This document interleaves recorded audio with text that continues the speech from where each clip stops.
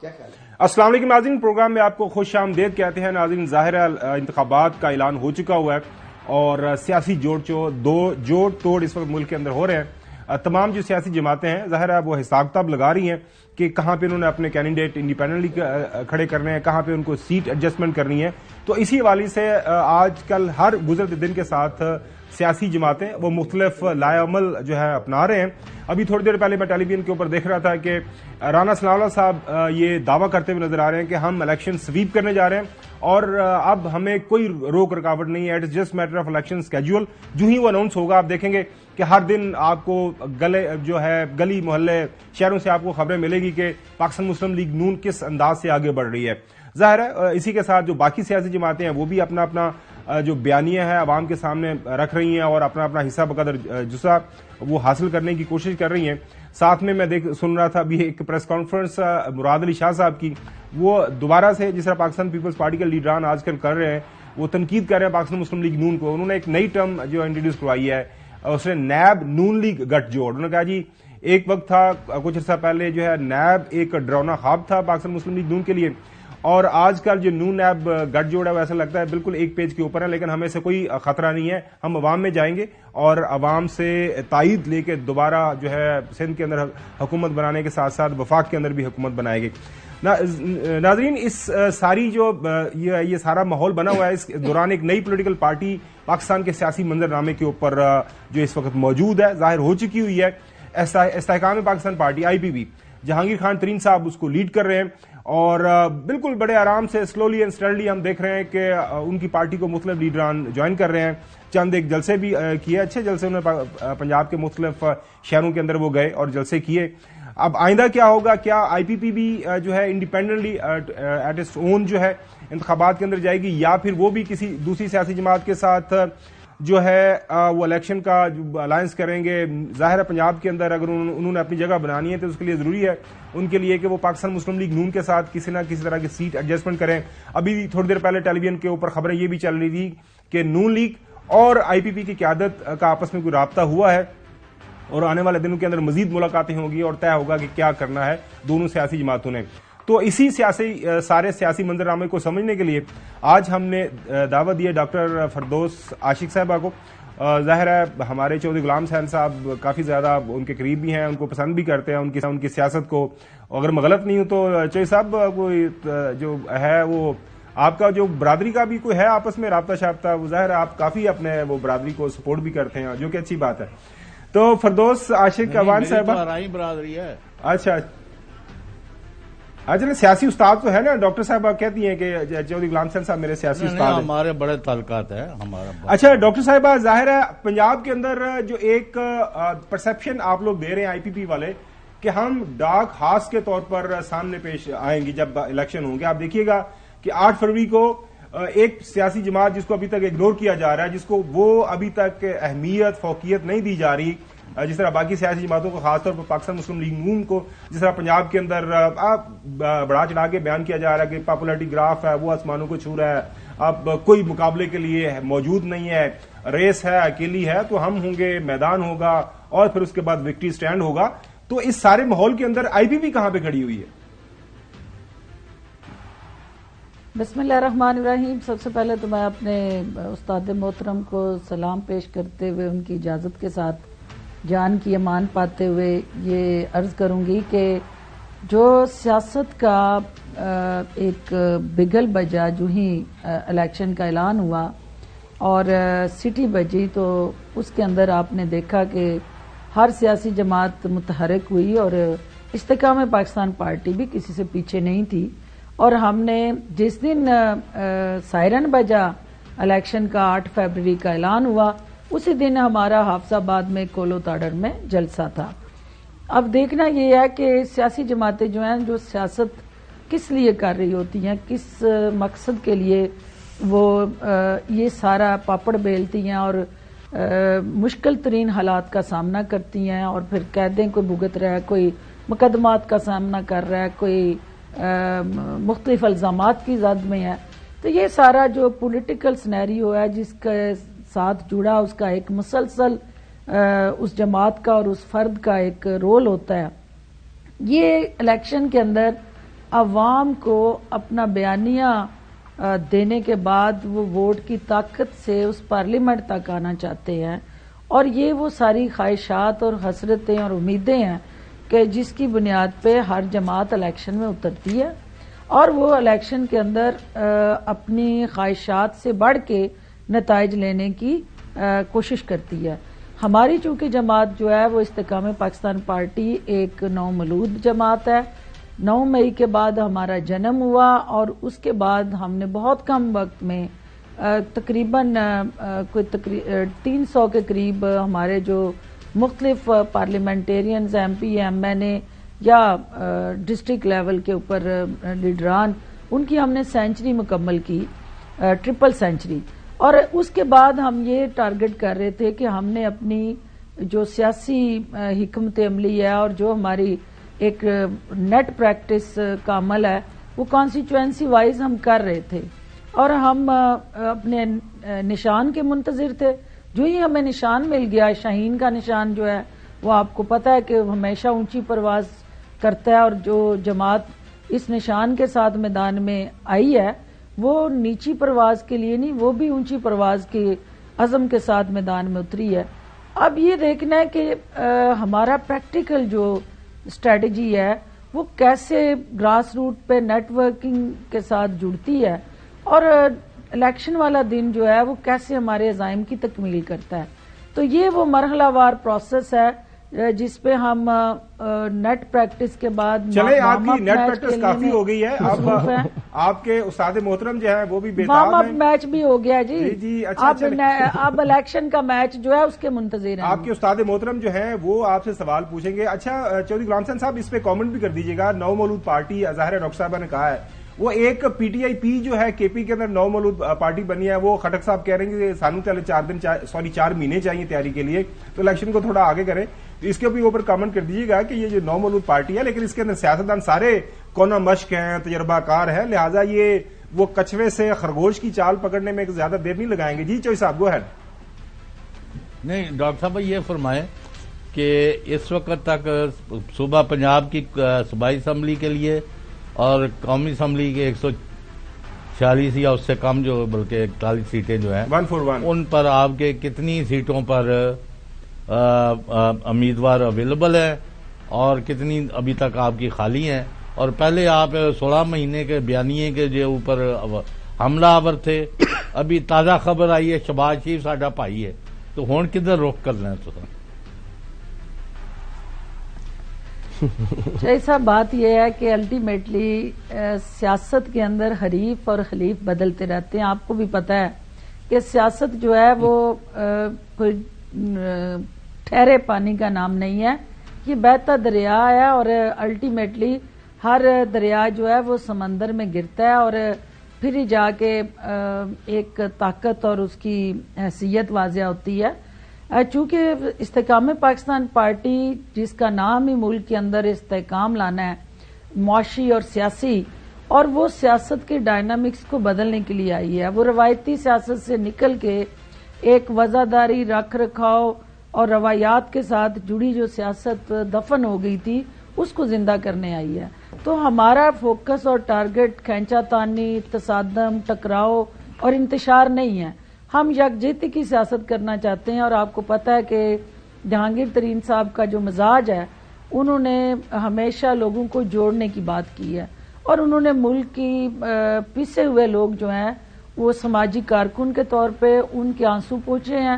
علیم خان صاحب کی بھی آپ کے سامنے ہیں خدمات کے، حکومت میں نہ ہوتے ہوئے بھی دونوں اپنی جیب سے، اپنے ریسورسز سے عوامی اور سماجی خدمت میں مصروف عمل ہیں۔ تو یہ جماعت جب سیاست کے اس افق پہ یا اس منظر نامے پہ ابھری ہے تو ڈیفینیٹلی تمام سیاسی جماعتوں کے ساتھ بات چیت، ان کے ساتھ کنسلٹیشن اور ان کے ساتھ مل کے پاکستان کو آگے لے جانے کی جو حکمت عملی ہے یہ مجھے بتائیے گا، بات چیت کرنا جو ہے وہ تو کوئی بری بات نہیں ہے۔ نہیں، اچھی بات آپ نے ملاقات کی ہے۔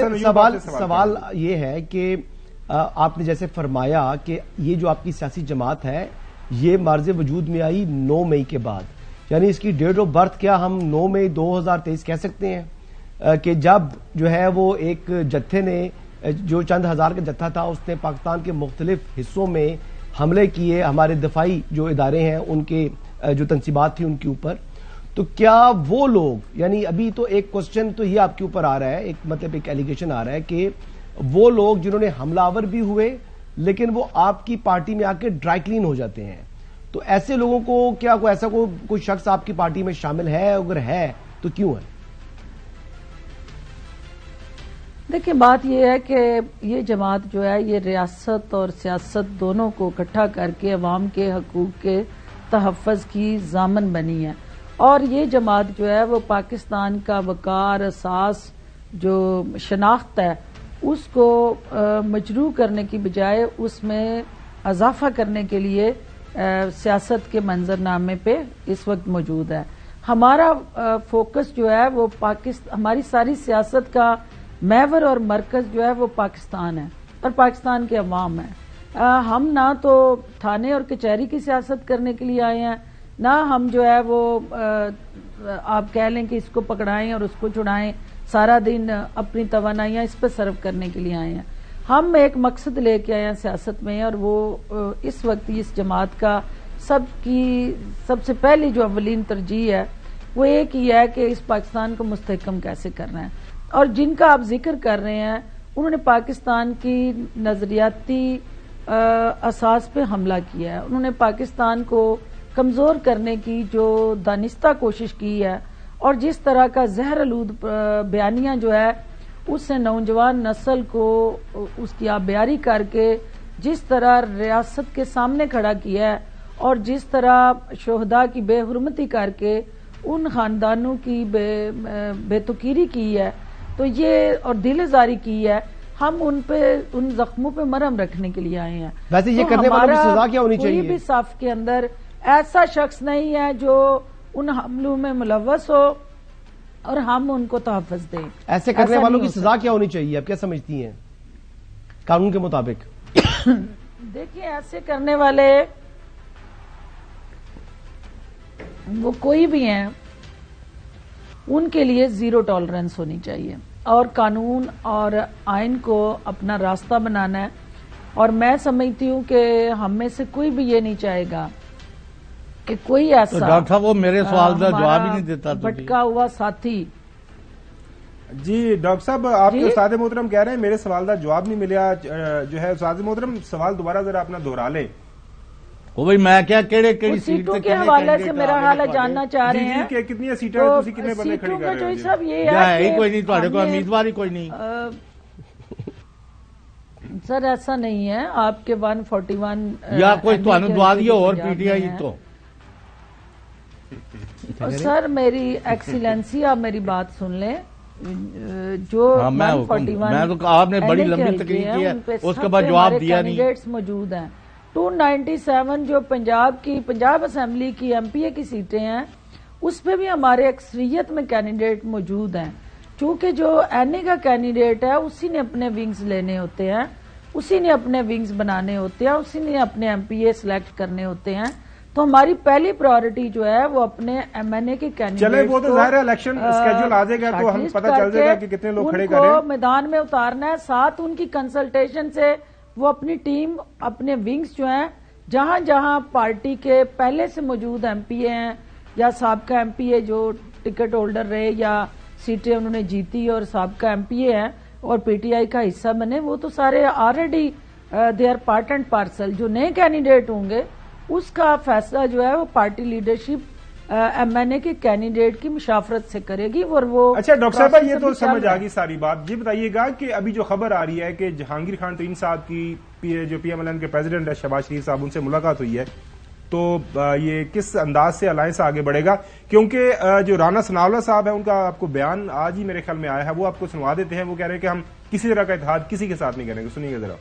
الیکشن الائنس ہم پنجاب میں کسی سے نہیں کر رہے. سیٹ ایڈجسٹمنٹ کے لیے ہمارے دروازے سب کے لیے کھلے ہیں. ہر وہ سیٹ جہاں پہ ہم کسی کو جتوا سکتے ہیں یا کوئی ہمیں ہماری جیت میں معاون ہو سکتا ہے تو اس کے لیے جو ہے وہ ہم تیار ہیں. اچھا ڈاکٹر صاحب سوال یہاں پہ یہی پیدا ہوتا ہے کہ جب کسی کے ساتھ کسی بھی سیاسی جماعت کے ساتھ آپ سیٹ ایڈجسٹمنٹ بھی کرتے ہیں تو اس کا مطلب یہی ہوتا ہے کہ فیوچر کے اندر آپ نے اس کے ساتھ مل کے آپ نے حکومت بھی بنانی ہے اور آئندہ جو الائنس ہی کائنڈ آف آگے چلتا ہے. تو یہ جو ملاقات ہوئی ہے پہلے اس پہ جو بھی آپ کا ریئیکشن ہے وہ دے دیں اور باقی نون لیگ کے ساتھ آپ کے تعلقات کس انداز سے آگے بڑھ ایجنڈا پوچھ لینا ملاقات کا.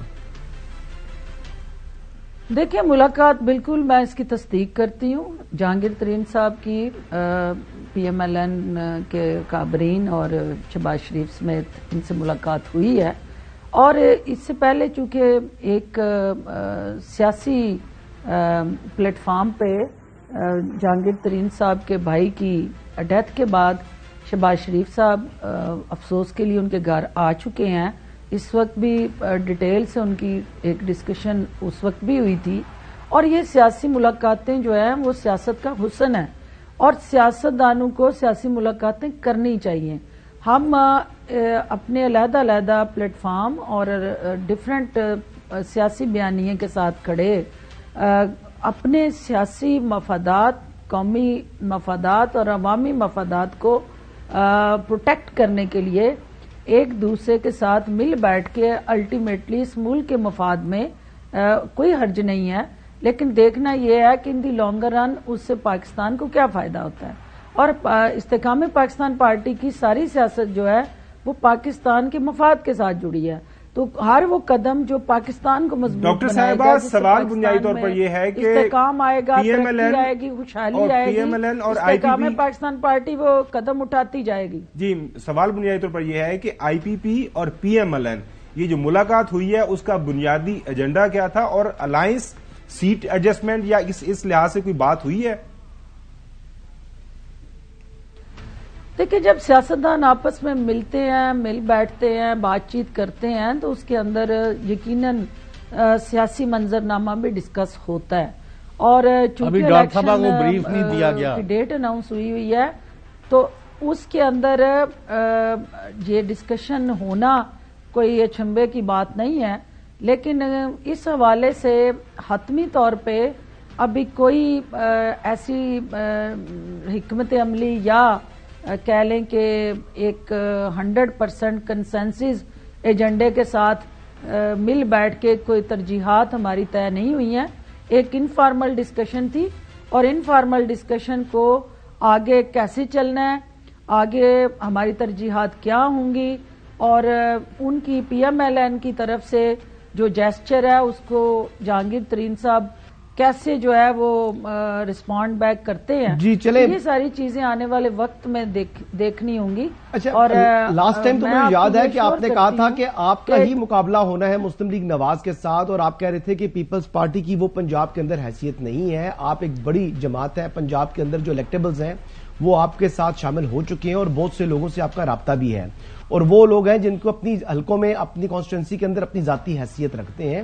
یہ آپ کا موقف تھا، لیکن آج جو لگ رہا ہے آپ کی باتوں سے کہ شاید جو ایجنڈے میں شاید آپ جو ہے، میں کوشچن مکمل کر لوں میڈم، اس میں اب لگا ایسے رہا ہے کہ جیسے اب یعنی آپ جو ہے وہ مسلم لیگ نواز کے ساتھ ملنے جا رہی ہے یا کوئی ایک دوسرے کے جو ہے نا شولڈر ٹو شولڈر ہونے جا رہے ہیں تاکہ یعنی پنجاب کے اوپر جو ہے آپ اپنی تسلط قائم رکھ سکیں.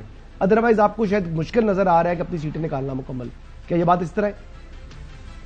دیکھیں بات یہ ہے کہ جہاں تک تو ہمارے الیکٹیبلز کا تعلق ہے تو آپ کو بھی پتا ہے کہ وہ الیکٹیبلز جو ہیں ان کی ایک اپنی فیس ویلیو ہے، ایک اپنی پولیٹیکل ورتھ ہے اور ایک اپنا پولیٹیکل فالوئنگ ہے اور ووٹ بینک ہے.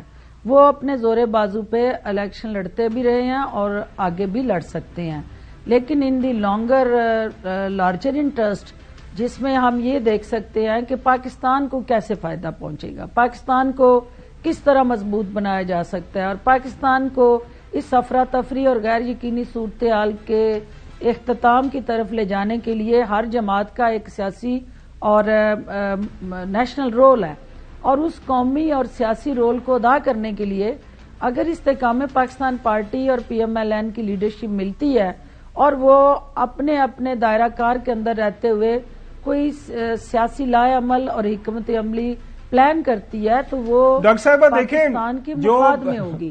کوئی ایسی چیز جس سے سیاست اور ریاست دونوں کو تقویت نہ ملے ہم وہ کوئی کام نہیں کریں گے۔ ڈاکٹر صاحبہ دیکھیں، جو بنیادی طور پر سوال پوچھا ہے نا جو حسن ایوب نے، وہ یہ ہے کہ آپ کے پاس جو میجورٹی پولیٹیشینز آئے ہیں، ظاہر ہے پی ٹی آئی سے کافی لوگ آئے ہیں، آپ کے اپنا جو آپ لوگوں نے کام کیا پی ٹی آئی کے ساتھ، تو پی ٹی آئی اے کا جو ایک اینٹی نون جو ہے عنصر رہا ہے، دونوں کا جو ووٹ بینک ہے وہ بالکل ایک دوسرے کے اینٹی سوچتا ہے۔ ظاہر ہے آپ نے جلسے کرنے عوام میں جانا ہے، ہم نے دیکھا کہ علیم خان صاحب ہوں، جہانگیر خان ترین صاحب ہوں، اور 2-3 جلسے جو آپ نے کیے ہیں وہاں پہ آپ نے پی ایم ایل این کو اچھا خاصا رگڑا، آپ نے ان کی قیادت کو اچھا خاصا لتاڑا آپ نے، لیکن جب آپ اس طرح کی ملاقاتوں کی خبریں آئیں گی، اور حسن نے بالکل صحیح کہا کہ جب ایسا لگے گا جی یہ دونوں پارٹیاں ساتھ میں مل کے آگے بڑھ رہی ہیں، تو وہ جو لوگ آپ کی طرف دیکھ رہے ہیں، وہ لوگ جو اینٹی جو P M L N voter جو سپورٹر ہیں، وہ پھر آپ ایسا نہیں لگتا کہ آپ ان کو ڈسلوژن کریں گے؟ وہ بیچارے کہیں گے کہ یہ جناب اعلیٰ یہ ہم نے کچھ اور سوچا تھا، یہ تو کچھ اور سوچ رہے ہیں، یار آپ پھر ٹیم بی ہے پی ایم ایل این کے کہ اس میٹنگ کے لانگ لاسٹنگ امپیکٹ اور افیکٹ کیا ہوں گے، it's too early to debate on that, کیونکہ یہ جو آپ ڈسکشن کر رہے ہیں کہ بھئی کسی طرح لانگ ٹرم کوئی ہمارا کولیشن بننے جا رہا ہے، یا وہ آپ نے رانا ثناء اللہ صاحب کی بھی گفتگو سن لی ہے، تو اسی طرح کی ہماری سوچ ہے کہ ہم نے یہ دیکھنا ہے کہ کانسٹیچوئنسی ٹو کانسٹیچوئنسی کہاں پہ ہم کس طرح اپنے کینڈیڈیٹ کو سیکیور کر سکتے ہیں اور اپنی سیٹ کو بچا سکتے ہیں اور اپنی سیٹ جیت سکتے ہیں، اور سیٹ کو جیت کے آ کے پارلیمنٹ کے اندر بیٹھ کے ہی ہم عوام کی خدمت اور پاکستان کو ترقی اور خوشحالی کی راہ پہ ڈال سکتے ہیں۔ جب تک آپ پارلیمنٹ کے اندر نہیں آتے تب تک آپ جو ہے اپنے مینیفیسٹو پہ عمل نہیں کر سکتے۔ تو سیاست کے اندر گیو اینڈ ٹیک ہوتا ہے، اور گیو اینڈ ٹیک ہی سیاست کا حسن ہے، 2 قدم آپ آگے بڑھتے ہیں اور 2 قدم آپ پیچھے ہٹتے ہیں۔ ڈاکٹر صاحبہ یہ گیو اینڈ ٹیک کا معاملہ سیاست کے اندر ڈاکٹر صاحبہ آج کل استحکام لاتی ہیں، اور سیاست کو مستحکم ہونا چاہیے۔ ڈاکٹر صاحب آپ بڑی اچھی اسپن ڈاکٹر ہیں، 2 دفعہ آپ نے ظاہر ہے وزارت اطلاع سنبھالی ہے، پنجاب میں بھی اور فیڈرل کے اندر بھی۔ سیاست جو ہے نا بڑا کٹ تھروٹ کمپٹیشن ہے، آپ کو بھی پتا ہے مجھے بھی پتا ہے، تو ایک بیانیہ لینا ہوتا ہے، ایک سیٹ کے اوپر بھی جب ایڈجسٹمنٹ 2 پولیٹیکل پارٹیز کرتی ہیں نا، تو پھر آپ کو پتا سوشل میڈیا کے اوپر کہتے ہیں جناب اعلیٰ تسی کٹھے الیکشن لڑ رہے ہو، اتنے اتنے کہنے کو لہذا اینی ویز چھوٹی سی بریک پہ جانا، بریک کے بعد آپ سے اسی ایشو کے اوپر گفتگو کا سلسلہ ہمارا جاری رہے گا۔ ویلکم بیک ڈاکٹر صاحبہ، آپ سے آخری سوال جاتے جاتے یہ بتائیے گا کہ آپ کو پتا ہے بلے کے نشان کے اوپر کافی لڑائی چل رہی ہے، آپ کی سابقہ پارٹی کے انسائڈ جو بھی ان کے لیڈران کہہ رہے ہیں جی ہمیں الیکشن نہیں لڑنے دیا گیا، آپ بلے کا نشان بیلٹ پیپر کے اوپر دیکھ رہی ہیں، یا آپ کی اپنی ذاتی رائے میں ایک سیاسی کارکن کے طور پر آپ چاہتی ہیں کہ بلے کا نشان ہونا چاہیے؟ دیکھیں جو ادارے ہیں وہ خواہشات کے مرہون منت تو ہوتے نہیں ہیں، نہ میری خواہش میٹر کرے گی، وہاں الیکشن کمیشن کے اپنے قوانین اور ضابطے جو ہیں وہ آئینی اور کانسٹیٹیوشنل جو پوزیشن ہے وہ میٹر کرے گی۔ جو آج ان کی اپلیکیشن مسترد ہوئی ہے دوبارہ الیکشن کی، تو یہ ایک انڈیکیٹر ہے کہ اگر الیکشن دوبارہ نہیں کروانے تو پھر اس کا مطلب ہے کہ جو الیکشن ہوئے ہیں وہ نل اینڈ وائڈ ہوں گے، اور اس کا مطلب یہ ہوا کہ پھر وہ بیٹ کا نشان جو ہے وہ بلے کا نشان بیلٹ پیپر پہ دکھائی نہیں دے گا، کیونکہ اس کی وجہ یہ ہے کہ الیکشن دوبارہ ہو جاتے تو وہ نشان ریٹین کرتا، اور اگر الیکشن نہیں ہو رہے تو اس کا مطلب ہے کہ جو الیکشن پروسیس تھا یا الیکٹورل پروسیس تھا انٹرا پارٹی الیکشن کے حوالے سے جو کرنا چاہیے تھا پی ٹی آئی کو، ایک دفعہ پھر پی ٹی آئی نے اپنی وہی روایتی ہٹ درمی دکھائی، اور جو قانون کی حکمرانی تھی، پارٹی کے اندر جمہوری رویے اور جمہوری سوچ کو جو پروموٹ کرنا تھا، انہوں نے جب اس الیکشن کے اندر اس کا قتل عام کر دیا جمہوریت کا، اور اپنے آمریت سے فیصلے مسلط کر کے ان آفس بیررز کو الیکٹ کر لیا، تو پھر الیکشن کمیشن کو مطمئن کس طرح بالکل ڈاکٹر صاحبہ بہت شکریہ وقت دینے کے لیے، کیونکہ الیکشن کمیشن کے پاس ایشو اس وقت موجود ہے، انہوں نے ایکسپٹ کر لی اپلیکیشن اکبر ایس بابر صاحب کی، اور اب دیکھتے ہیں کہ اس کے اوپر کیا فیصلہ آتا ہے۔ ناظرین اپنی اگلی سٹوری کی طرف بڑھتے ہیں۔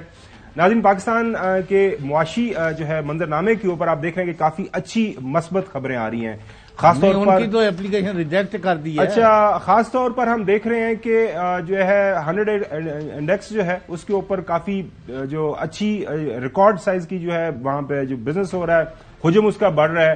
اس کے ساتھ ساتھ پاکستان کی جو ڈالر کے مقابلے میں کرنسی وہ اسٹرینتھن ہو رہی ہے اور کچھ پازیٹو اشاریے ہمارے سامنے آ رہے ہیں. لیکن اس کے ساتھ ساتھ ظاہر ہے مہنگائی کا طوفان موجود ہے، انفلیشن 40+ ہے جو CPI ہے.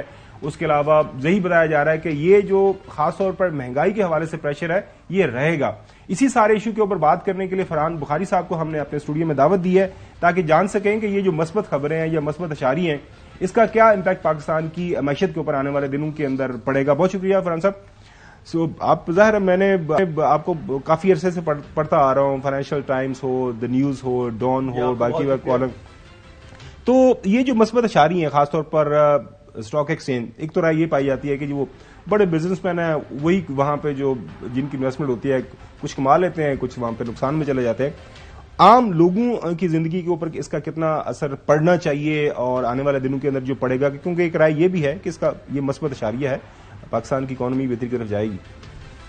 یہ رائے کوئی پہلی دفعہ نہیں ہم دیکھ رہے، یہ ماضی میں بھی ہم نے رائے سنی ہے اور دیکھی ہے. لیکن حقیقت یہ ہے کہ جو پہلو معیشت کے بہتری کی طرف جا رہے ہیں، اسٹاک مارکیٹ ہے، روپے کی تھوڑی سی اسٹیبلائزیشن ہوئی ہے، ابھی IMF سے قرض کی ایک اور قسط اگلے چند دنوں میں اپروو ہو جائے گی. ان سب چیزوں کے اثرات اور اچھے اثرات اشرافیہ کے لیے تو بہت اچھی خبر ہے، کیونکہ وہ لوگ ہیں، وہ طبقہ ہے جن کے مثلا اگر بینکس میں فارن کرنسی اکاؤنٹس ہیں تو وہ خوش ہیں کہ ان کے اپنے ڈپازٹس پہ وہ پریشر نہیں ہے جو کہ آج سے 6 مہینے یا 8 مہینے پہلے تھا.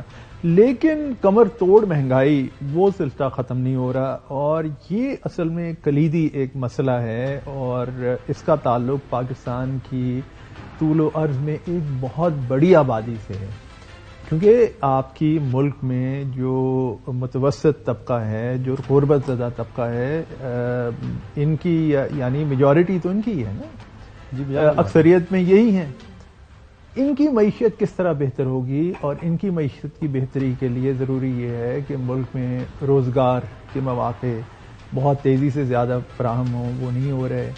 مہنگائی میں کچھ کمی آئے. مہنگائی کا تعلق معاشی یعنی اہداف سے بھی ہے، لیکن اس کا تعلق حکومت کی اپنی گرفت سے بھی ہے. حالات پہ گرفت کتنی ہے صوبائی سطح پر، وفاقی سطح پر، وہ ہمیں نظر نہیں آتی. اس لیے یہ جو اچھی خبریں ہیں یہ خبروں کی حد تک تو اچھی ہیں، لیکن ان کے اثرات اگر آپ یہ سمجھیں کہ جی معاشرے کے طول و عرض میں جائیں اور ایک ملک میں ایک بہتری کی لہر آپ کو نظر آئے، وہ نہیں ہو رہا امیجیٹ. چلے حسن ایوب بھی آپ سے سوال کرنا میں چاہ تو رہے یہ ہیں. پوچھنا چاہوں گا کہ آج کل ایک بڑا مسئلہ بنا ہوا تھا مسلم لیگ نواز کے اندر نا، دونوں لوگ ہی مسلم لیگ نواز کے ہیں، ایک احسن اقبال صاحب، ایک دانیال عزیز صاحب. دانیال عزیز صاحب فرما رہے ہیں کہ جی جو مہنگائی کی وجہ ہوئی ہے وہ مسلم لیگ نواز کی انہوں نے کہا جی کہ جو احسن اقبال صاحب ہیں وہ اس کو کنٹرول نہیں کر سکے اور ان کی نااہلی نالائکی ہے. وہ کہتے ہیں کہ جو دانیال عزیز صاحب بات کر رہے ہیں اس کا تو مجھ سے کچھ لینا دینا ہی نہیں ہے، تو وہ اپنے آپ کو کلین چٹ دیتے ہیں. تو آپ بینگ جو ہے وہ معاشی ماہر، آپ کیا سمجھتے ہیں کہ کون ٹھیک کہہ رہا ہے؟ دانیال عزیز ٹھیک فرما رہے ہیں یا احسن اقبال صاحب ٹھیک فرما رہے ہیں؟ جی شکریہ.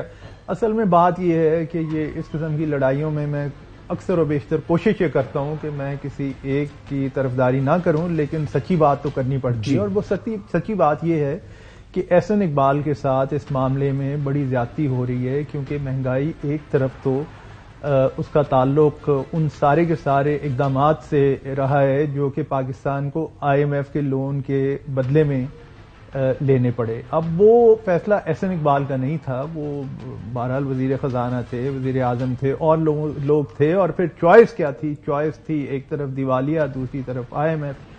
تو اس لیے انہیں احسن اقبال پہ الزام لگانا میرے خیال میں ان کے ساتھ زیادتی ہے. اور پھر دانیال عزیز وہ بھی آدمی ہیں جنہوں نے ماضی میں ڈیولوشن کی جناب بالکل اس کے پیچھے پڑ کے اور ڈیولوشن کروائی، اور آج 20-22 سال بعد ملک کا نظام و نسق جو ہے برباد ہو کے رہ گیا ہے. تو دانیال عزیز کو چاہیے کہ اپنے ماضی کے بارے میں بات کریں. جو ملک کی ایڈمنسٹریشن کا جو حال ہوا ہے ڈیولوشن کے نتیجے میں جو ملک میں جو مملکت کی جس طرح کی گرفت ہونی چاہیے تھی وہ بالکل برباد ہو کے رہ گئی ہے. وہ اتنا بڑا تاریخی ایک بلنڈر ہے, تاریخی ایک غلطی ہے کہ جس کا خمیازہ نہ صرف یہ کہ پاکستان نے کئی سالوں سے بھگتا ہے بلکہ آگے بھی پاکستان کو بھگتنا پڑے گا. تو ایسے لوگوں کو میرے خیال میں یہ معاملہ پاکستان مسلم لیگ نون کا اندرونی معاملہ ہے, وہ ایک ظاہر ہے سمجھنے کے لیے میں نے کہا ذرا کانسٹیچوئنسی کی لڑائی ہے. فرحان صاحب جی چودھری غلام حسین صاحب, forum is open for you. نہیں, فرحان بخاری صاحب اور خاور صاحب اور حسن صاحب, مجھے آپ اس سوال کا جواب دے دیں. اگر سٹاک ایکسچینج جو ہے آسمان کو چھو رہا ہے اور ڈالر بھی نیچے آیا ہے 50 روپے تک, اور پیٹرولیم کی پرائسز میں بھی کچھ کمی ہوئی ہے, اتنی اگر نہیں بھی ہوئی جتنی لوگ چاہتے ہیں, تو آج مہنگائی جو 42% کیوں ہو گئی ہے؟ اس کا مطلب حکومت کا وجود نہیں ہے, کام نہیں کر رہی, پولیس غائب ہے, اب ڈسٹرکٹ ایڈمنسٹریشن کو کوئی فرصت نہیں ہے اور کاموں سے. تو عوام کن کے رحم و کرم پر, جیسے فرحان بخاری نے کہا کہ بھئی یہ انڈیکیٹرز ہم نے چارٹنے ہیں, اگر اب تو کازا پٹواری تو منڈا تھا میرا روئے آمبدو.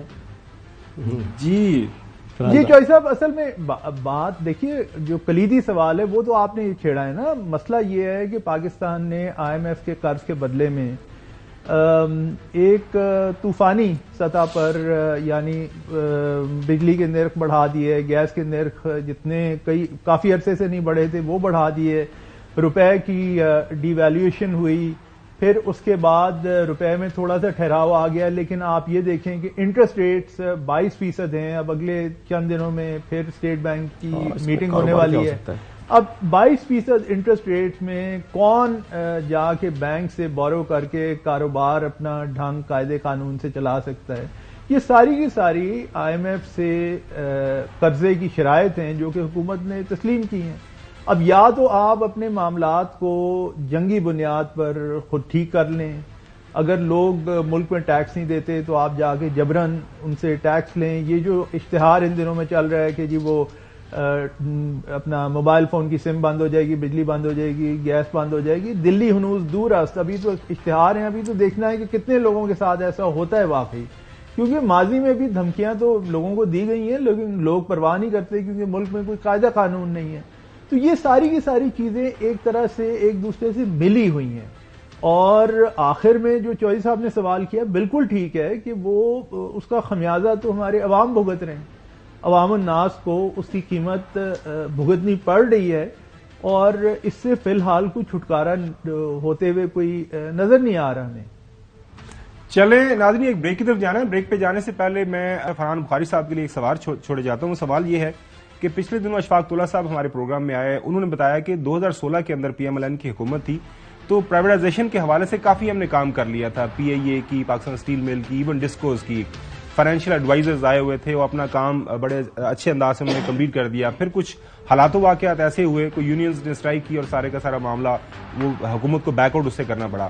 ابھی امید لگی ہے کہ شاید یہ پرائیویٹائزیشن جو ہے, خاص طور پر یہ وہ گورنمنٹ کے ادارے ہیں جس میں PIA ہے, پاکستان اسٹیل مل ہے, ڈسکوز ہیں, جو کہ بالکل نقصان میں جا رہے ہیں, اس کو موجودہ حکومت کے پاس, ظاہر ہے نگراں حکومت کے پاس ایک قانونی کور ہے, ان کو کرنا چاہیے اور اس کو آگے بڑھانا چاہیے اس معاملے کو. تو پوچھیں گے فرحان بخاری صاحب سے کہ یہ جو پرائیویٹائزیشن والا معاملہ پاکستان کے اندر, کیونکہ یہ جو سفید ہاتھی اسٹیٹ جو اون انٹرپرائزز ہیں ان کی شکل میں ہمارے اوپر بیٹھی ہوئی ہیں, اس کا بھی حل کبھی نہ کبھی نکلے گا یا نہیں؟ ہم ہمیشہ اسی طرح بھگتتے رہیں گے اور جو غریب عوام کے پیٹ سے ہی ساری چیزیں نکالی جائیں گی؟ Stay with us. Welcome back. Farhan Bukhari صاحب, یہ جو نجکاری کا معاملہ ہے پاکستان کے اندر, یہ سرکاری اداروں کی, ظاہر ہے ہم وہ اب فگر سنتے ہیں کہ جی PIA 700 بلین کے لاسز, پاکستان ریلوے اتنے بلین کے لاسز, فلانی اسٹیٹ اونڈ انٹرپرائز ہے اس کو اتنے بلین کا پیکج چاہیے. تو یہ معاملہ جو کسی کا بیٹھے گا یہ ڈسکوز نکلے گا, سب سے سارا معاملہ ہے. اور 2016 میں آپ نے رپورٹنگ بھی کی تھی, اس وقت کیا وجہ بنی تھی کہ PMLN تگڑی حکومت تھی, ان کو بھی بیک آؤٹ کرنا پڑا؟ دیکھیے, ہر حکومت میں شروعات تو اچھی ہوئی ہیں لیکن بعد میں اس معاملے کو اپنے منطقی انجام تک نہیں لے جایا گیا, اور یہ کہانی بار بار دہرائی گئی ہے. اور یہی معاملہ سابقہ حکومت کا بھی تھا 2016 کے بعد. پھر نواز شریف صاحب کی اپنی میعاد مدت ملازمت یا میعاد وزارت عظمیٰ ختم ہوئی 2017 میں. اس کے بعد پھر 1 سال کا عرصہ تھا جو کہ عبوری ایک طرح سے حکومت تھی, یا یہ کہ وہ ٹیمپرری ایک فیز تھا. شاہد صاحب علی, پھر شاہد خاقان عباسی صاحب کی, پھر عمران خان صاحب کی حکومت آئی 2018 سے, پھر 2019 سے لے کے 2021 تک کووڈ رہا, وہ ساری دنیا اس کی لپیٹ میں آ گئی. پھر 2022 میں ان کی اپنی حکومت چلی گئی. تو یہ ماضی میں بھی سلسلہ جو حکومتوں نے, جن حکومتوں نے اپنا وقت پورا بھی کیا ہے, انہوں نے بھی ایک حد سے زیادہ یعنی میاں نواز شریف کی حکومت سے پہلے پیپلز پارٹی کی حکومت تھی, انہوں نے تو مخالف اس کے نا سر, وہ ان کا مسئلہ کچھ اور تھا. وہ جن چیزوں پہ مانتے تھے اس پہ بھی انہوں نے جس ٹھوس انداز سے اسے کرنا چاہیے تھا, اور آخر میں اس کا خمیازہ کون بھگت رہا ہے؟ پاکستانی عوام بھگت رہی ہیں. آپ دیکھیے نا, مشکل سے بالآخر پی آئی اے کی نجکاری کے بارے میں اب زیادہ باتیں ہو رہی ہیں. حکومت کے پاس آج سے 2 مہینے رہ گئے یہ الیکشنز کے. 8 فروری کی تاریخ ہے, اگر ہو گئے 8 فروری کو الیکشنز ہو گئے, پھر اس کے بعد ایک نئی حکومت ہوگی. یہ 2 مہینے میں کیا یہ ہو جاتی ہے نجکاری؟ مجھے تو بڑا شک ہے. اچھا, اور اس کے بعد ایک نئی حکومت آئے گی, کیا وہ اتنی یعنی مضبوط ہوگی کہ وہ پی آئی اے اور اداروں کی نجکاری کر سکیں؟ اصل میں بالآخر معاملہ یہ آ جاتا ہے, بن جاتا ہے سیاسی اور معاشرتی, کہ پھر وہ یونینز کھڑی ہو جاتی ہیں. بالکل صحیح فرمایا. آئی ایم ایف کے حوالے سے دوبارہ ڈسکشن چل رہی ہیں, تو وہ بتائیے گا. خبر یہ بھی آ رہی ہے کہ آنے والی حکومت کو فوراً سے پہلے ایک بار پھر ایک لمبے آئی ایم ایف کے پیکج میں جانا پڑے گا. بالکل جانا پڑے گا. اور یہ جو موجودہ ہے اس کی ڈسکشن کیا ہے, کب چل رہی ہے؟ خبر چل رہی ہے, میں بلومبرگ میں دیکھ رہا تھا کہ اب آئی ایم ایف بورڈ کی میٹنگ جنوری 11 کو ہوگی. تو ڈیلے تو نہیں ہے کوئی؟ نہیں, ڈیلے نہیں ہے. اور اس میں تو دیکھیے یہ جو $700 ملین کی جو خبر ہے, یہ تو آ جائیں گے آپ کے, کیونکہ وہ انہوں نے اسٹاف لیول اگریمنٹ تو آئی ایم ایف کا پاکستان کے ساتھ ہو گیا ہے, اور یہ ایگزیکٹو بورڈ میں جا کے آج تک مجھے تو نہیں یاد پڑتا کہ کبھی ایگزیکٹو بورڈ تک کیس کیا ہو اور وہاں سے ریجیکٹ ہوا ہو. یہ ہو سکتا ہے کبھی کہ شرائط میں کوئی تبدیلی ہو جائے, لیکن ریجیکٹ نہیں ہوتا. لیکن پھر اس کے بعد اپریل سے لے کے آگے ایکسٹینڈڈ فنڈ فیسلٹی کم سے کم 3 سال کا, اس کے بارے میں کچھ حلقوں میں یہ اطلاعات ہیں کہ $8 سے 10 ارب کی رقم پاکستان کو درکار ہوگی یا پاکستان درخواست کرے گا. اب آخر میں یہ کیا ہوتا ہے؟ پھر اس کے ساتھ ہی ساتھ ایک کوشش یہ بھی ہو رہی ہے سرکاری حلقوں میں کہ نجکاری اور سرمایہ کاری میں خاص طور پہ مشرق وسطیٰ سے کچھ رقم SIFC کے تحت آئے, اور وہ بھی ملک میں سرمایہ کاری ہو, جس سے آپ کی جو بیرونی قرضہ جات کا جو معاملہ ہے وہ بہتر ہو, اور آپ قرضے دینے میں آپ کو زیادہ یعنی واپسی میں کامیابی. یہ بتائیے گا کہ $9 ارب کا جو سالانہ ڈیفیسٹ ہوتا ہے, جو ہمارے پاس شارٹیج ہے, وہ پیسہ ہم کہاں سے پورا کریں گے؟ قرضوں کا بوجھ آلریڈی ہے. $9 ارب سالانہ آپ کو اپنی کٹی سے نکالنا ہے, کیسے یہ ممکن ہے؟ ملک کیسے چلے گا؟ مقروض ہو کے, بدقسمتی سے. دیکھیے نا, یا تو یہ ہے کہ آپ اپنی صنعت اور زراعت خاص طور پہ, اور پھر کسی حد تک تجارت, لیکن صنعت اور زراعت کو مضبوط کریں کہ آپ کی برآمدات بہتر ہو جائیں, تو $9 ارب سے آپ آگے نکل جائیں, آپ کا ایک سرپلس کی صورتحال چلی جائے, اور آپ ایک ایسے موقع پہ آ جائیں کہ آپ کو پھر مزید قرض لینے کی ضرورت نہ ہو. اور وہ کسی حد تک پاکستان میں, اگر پاکستان کی معاشی صورتحال کو آپ دیکھیں تو کئی لوگ یہ کہتے ہیں کہ ممکن ہے, خاص طور پہ زراعت کے حوالے سے اگر آپ زیادہ تیزی سے آگے جائیں, اور کم سے کم یہ ہے کہ ان اجناس میں خود کفیل ہوں جو کہ آپ کی ملک میں بہت زیادہ حد تک ضرورت ہے, خاص طور پہ گندم, فوڈ سیکورٹی. اچھا, فوڈ سیکورٹی اگر آپ کی ہو جاتی ہے تو امپورٹس آپ کی درآمدات میں کچھ کمی آئے, اور آپ کی جو صنعت ہے خاص طور پہ ٹیکسٹائلز کی ہیں جو ایگزسٹ کرتی ہے, اس میں بھی کچھ بہتری آئے, تو مل جل کے یہ آپ $9-10 ارب تو مزید بڑھا سکتے ہیں. میں سن رہا تھا جو وزیر تجارت ہیں ہمارے, وہ 100 بلین تک لے کے جانے کی بات کر رہے ہیں. وہ 100 بلین کی بات کر رہے ہیں. مجھے خیال یہ آ رہا تھا کہ اللہ کرے جی, ان کے منہ میں گھی شکر, کیا کہتے ہیں, گھی شکر. لیکن بات یہ ہے نا کہ اس قسم کی بڑی بڑی چھلانگیں ہم نے یہ ماضی میں بھی سنی ہے. یہ بخاری صاحب, یہ ہمارا ایک رہا ہے, ایک ظاہر ہے, ایک ٹریڈیشن رہی ہے ہمارے سیاستدانوں کی, چاہے وہ نگراں ہوں, چاہے وہ الیکٹڈ ہوں, سلیکٹڈ ہوں, وہ اس طرح کی بڑھ کے مارتے رہے. ناظرین, آج اس ہفتے کا آخری پروگرام ہے, منڈے کو آپ سے دوبارہ مت ہوگی, اور ظاہر ہے ہم سب کی یہی خواہش ہے کہ ملک کے اندر معاشی استحکام بھی ہو, سیاسی استحکام بھی ہو, اور یہ روزانہ کی بنیاد کے اوپر ہم بات کرتے ہیں کہ ہمارے سیاستدان جو ہیں نہ کوئی نظریات ان کے سامنے ہے, وہ جس کو جو لگ رہا ہوتا ہے کہ یہ آج یہ اس وجہ سے میرا پرپز سرو ہوگا, میرا انٹرسٹ مجھے فائدہ دے گا, تو میں اس طرف چلا جاتا ہوں. یہی ساری چیزیں انشاءاللہ سوموار کو آپ سے دوبارہ ملاقات ہوگی. اللہ حافظ.